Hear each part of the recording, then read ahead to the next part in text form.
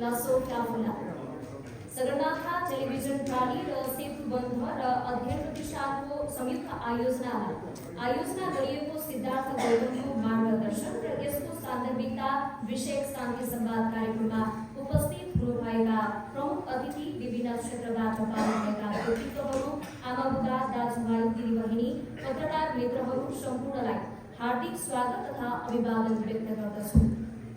म राधिका हो। आजको कार्यक्रमको उद्घोषकको रूपमा यहाँहरूको साथमा रहने सौभाग्य पाएको छु।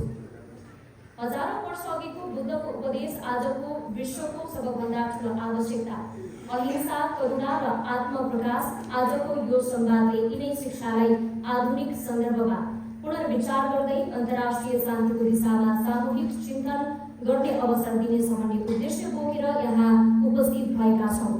आउनुहोस् हामी सबै मिलेर यस कार्यक्रमको सभ्य, भव्य र सफलतापूर्वक सम्पन्न गराउँ।